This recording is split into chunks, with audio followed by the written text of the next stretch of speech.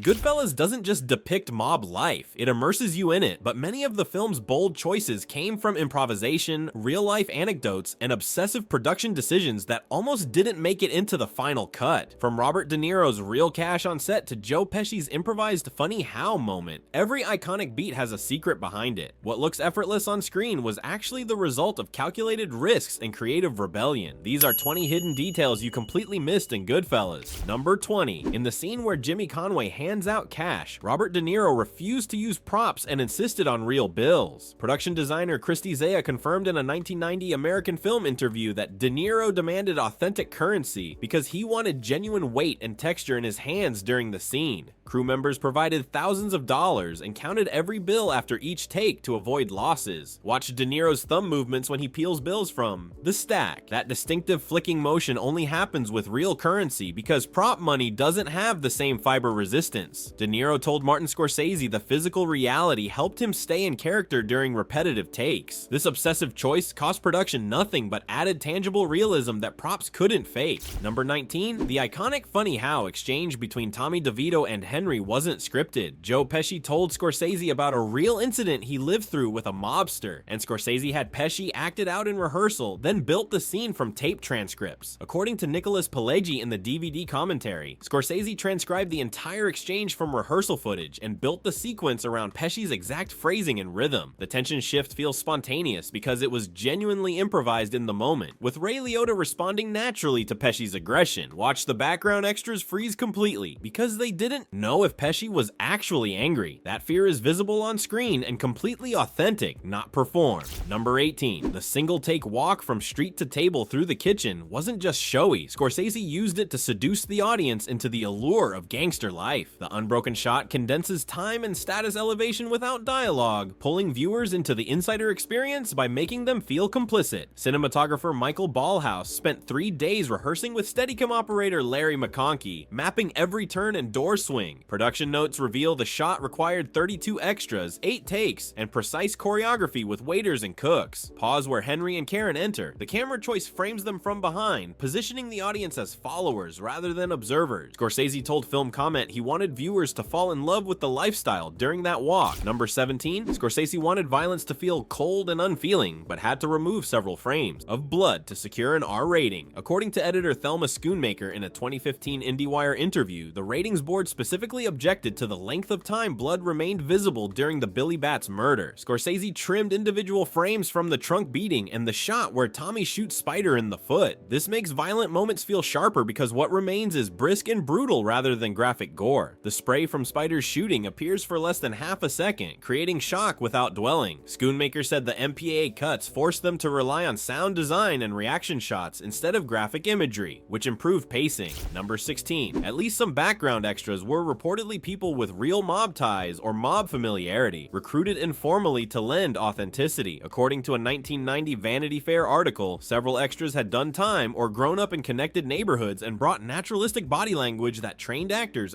couldn't replicate. Look at crowd scenes at social clubs and bars. Faces are natural, not staged. Scorsese confirmed in a Rolling Stone interview that he wanted real faces in the background because Hollywood extras look too polished. The older men smoking cigars and card game scenes aren't performing, they're existing. That unforced presence creates atmospheric realism that grounds the film's stylized elements in documentary texture that you can feel in every frame. Number 15, Scorsese and production designer Christy Zea insisted on authentic Italian fabrics for the suits, which sometimes caused camera moire patterns that had to be mitigated with lighting adjustments. According to their costume designer in the Blu-ray extras, they imported wool from Milan specifically for De Niro's wardrobe because American fabrics didn't have the right sheen. The production cost for suits alone exceeded $75,000, a massive expense for background wardrobe. Watching close-ups of jackets and ties reveals that level of detail. The fabric reflects light naturally because it's real Italian wool, not polyester costume stock. Their costume designer told American cinematographer that certain patterns created visual interference with camera scanning lines, forcing Michael Ballhaus to relight scenes to eliminate flickering. Number 14, Warner Brothers initially wanted a bigger star for Henry Hill, but Ray Liotta campaigned campaigned for the role, even sending tapes and personally meeting Scorsese. The studio pushed for names like Tom Cruise or Val Kilmer to anchor the film commercially, but Liotta became obsessed after reading Wise Guy. According to Liotta in a 2014 Hollywood Reporter interview, he sent audition tapes and met Scorsese at his New York apartment to prove he understood the character. Scorsese trusted Liotta's energy over a star name, which redefined the protagonist's vulnerability. Liotta's facial expressions during the cocaine paranoia sequence feel authentic because Scorsese encouraged him to channel genuine anxiety rather than perform criminality. This casting gamble gave the film emotional instability a conventional star couldn't deliver. Number 13, Lorraine Bracco insisted that Karen's jewelry be real, so she could feel the lifestyle rather than wear fake props, adding real glint and weight in close-ups. According to Bracco in the DVD commentary, she personally selected bracelets and necklaces from vintage stores and asked production to reimburse her so the jewelry carried actual value. Look at her bracelets and necklaces in Party Scene. They reflect actual light because they're real pieces, not painted plastic. Bracco told Premiere magazine in 1990 that wearing real jewelry changed her posture and hand movements, making Karen's materialism tangible rather than performed. The scene where she admires her bracelet captures genuine appreciation for an object with actual worth. This method choice adds sensory authenticity props couldn't replicate. Number 12, Liotta recorded Henry's narration while talking to someone else in the booth instead of reading to silence. Sound mixer James Sabat confirmed in a 2010 Filmmaker magazine interview that Scorsese placed Pileggi in the booth with Liotta during ADR sessions to create conversational rhythm rather than perform narration. This created a more conversational and natural rhythm, which aligns with Henry's voiceover style. The cadence when Henry describes his childhood fascination with the mob has natural pauses and verbal tics because Liotta was genuinely talking to another person. Sabat said this approach required multiple takes to match lip sync, but the payoff was narration that felt spontaneous rather than scripted. That conversational intimacy makes viewers feel like confidants. Number 11, Martin Scorsese only used songs that would have existed at the time of the scene. Music supervisor Robbie Robertson spent months researching release dates to ensure historical accuracy, refusing any musical anachronism, even when a better-known track would have worked emotionally. For example, he played music like Layla on set while lighting and blocking scenes so actors could feel the mood in real time. According to Robertson in a 1991 Spin interview, this immersion shows in rhythm and performance. The final montage set to the piano coda of Layla uses the Derek and the Dominoes version from 1970 specifically because it matched the timeline of the Lufthansa crew getting killed. That precision creates emotional resonance rooted in documentary realism rather than nostalgic manipulation. Number 10, the film's opening shot structure nods to classic cinema, similar to how Alfred Hitchcock framed suspense and observation in Psycho. Scorsese wanted audiences to feel complicit in the violence, not just shocked by it. According to cinematographer Michael Ballhaus in the Criterion Collection commentary, Scorsese screened Psycho for the crew before production, and specifically referenced the shower scene's quick cuts. Pause on the eyeline cut that parallels classic psychological framing. The trunk scene, where the camera slowly pushes in on Billy Batts mirrors Hitchcock's approach to building dread through spatial compression. The stabbing of Billy Batts uses nearly identical rapid-fire editing to disorient viewers. Ballhaus noted Scorsese wanted viewers to experience murder as fractured memory, rather than choreographed action.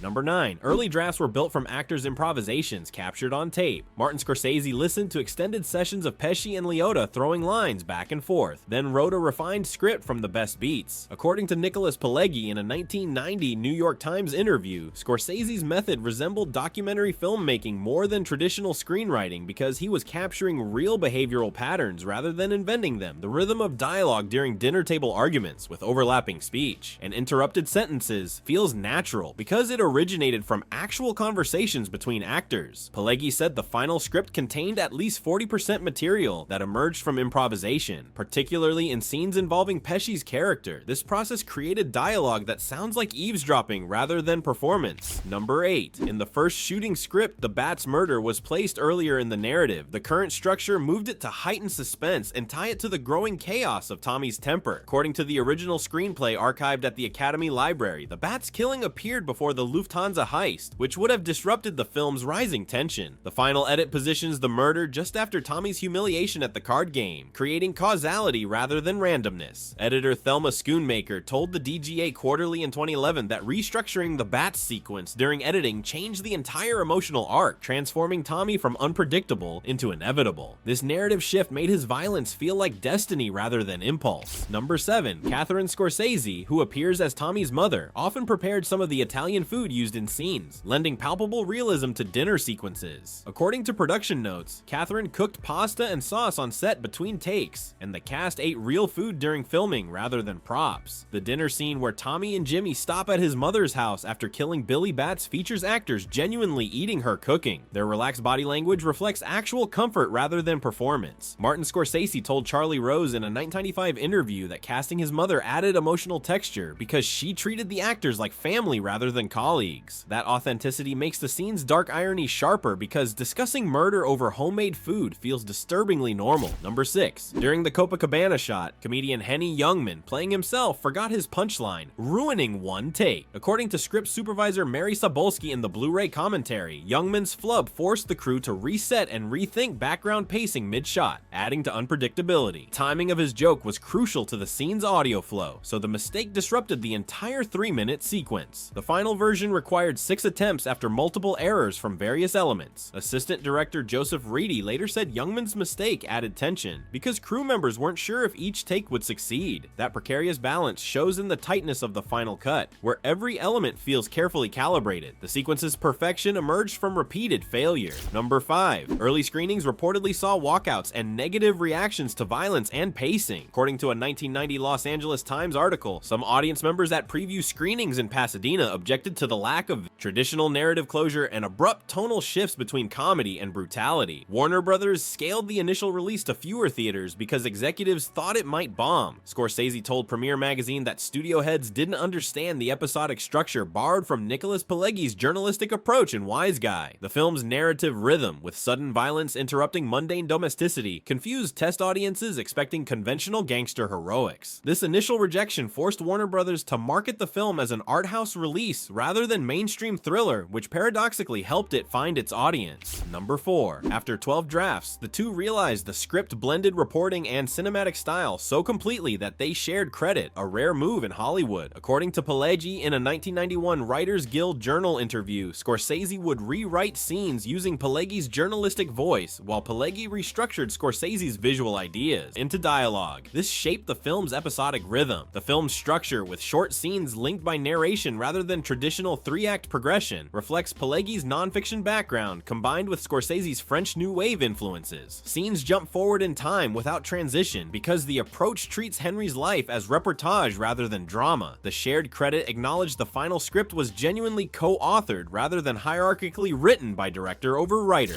Number 3. Joe Pesci was hesitant to do another crime film after Raging Bull. According to Pesci in a 1990 Playboy interview, he agreed only if he could bring his personal mob experience into Tommy's characterization, which made scenes like Funny How happen. Scorsese encouraged Pesci to channel real behavioral patterns he'd witnessed growing up around mobsters in New Jersey. This personal investment made the character feel rooted in lived experience rather than performance. Pesci told Scorsese he'd seen men shift from charm to violence in seconds, and that unpredictability became Tommy's defining trait. The physical stillness during confrontations reflects actual intimidation tactics Pesci observed in his youth. This reluctant participation elevated the role beyond caricature into something genuinely unsettling and authentic. Number 2, scenes were shot out of story order for scheduling, which meant actors sometimes entered emotional beats cold, feeding raw reactions into performances. According to assistant director Joseph Reedy in the DVD extras, scheduling constraints forced production to film the paranoid cocaine sequence before many earlier domestic scenes. This shows in some abrupt energy shifts. Ray Liotta had to perform peak anxiety without the gradual buildup Henry experiences in the final edit. Editor Thelma Schoonmaker later said this out-of-sequence shooting accidentally benefited the film because it created unpredictable energy shifts that mirrored Henry's fractured mental state. The disjointed production schedule fed raw reactions into performances that felt spontaneous rather than calculated. What seemed like a production limitation became a narrative strength that enhanced authenticity. Number 1. Martin Scorsese used freeze frames and voiceover like French New Wave editing inspired by Jules and Jim to make the audience feel like a witness, not just a viewer. According to Scorsese in a 1991 Sight and Sound interview, he wanted narration to interrupt action, to emphasize irony, and create distance between Henry's perspective and objective reality. Freeze on key transitions, and you'll see how narration interrupts action to emphasize irony and reportage. The freeze on young Henry's face after his first arrest forces viewers to acknowledge complicity in his excitement, rather than just observe it. Editor Thelma Schoonmaker told Film Comment that each freeze frame was placed to disrupt emotional immersion, reminding reminding audiences they're watching a constructed narrative about real criminal behavior. This editorial choice transforms the film from entertainment into examination. Goodfellas didn't just tell a mob story, it built one from the inside out. Risk, improvisation, authenticity, music, and production battles gave it unmatched texture that continues to influence filmmakers decades later. From Scorsese's mother cooking pasta between takes to De Niro counting real cash after every shot, these obsessive choices transformed a true crime book into cinema history. Which hidden detail surprised you most, and what film should we open next?